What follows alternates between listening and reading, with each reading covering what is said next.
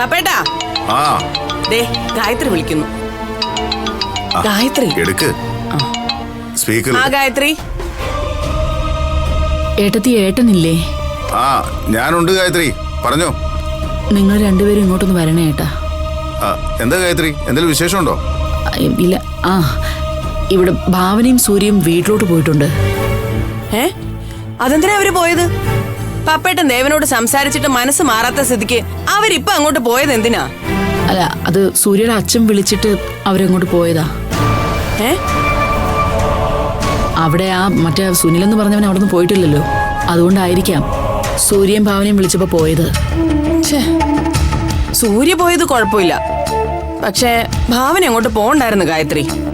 ഇതിപ്പം അവര് രണ്ടുപേരും ഒരുമിച്ച് പോവാൻ നിൽക്കുമ്പോ ഞാൻ എന്ത് പറയാനായിട്ടെത്തി? ഇക്കാര്യം പറയാനാണോ ഗായത്രി ഞങ്ങളോട് വരാൻ പറഞ്ഞത്? അല്ല അല്ല, എനിക്ക് വേറൊരു കാര്യം കൂടെ പറയാനുണ്ട്. നിങ്ങൾ രണ്ടുപേരും കൂടി ഇവിടെ വന്നിട്ട് ഞാൻ പറയാം. ശരി ഗായത്രി, ഞങ്ങൾ വരാം. ശരി ഏട്ടാ.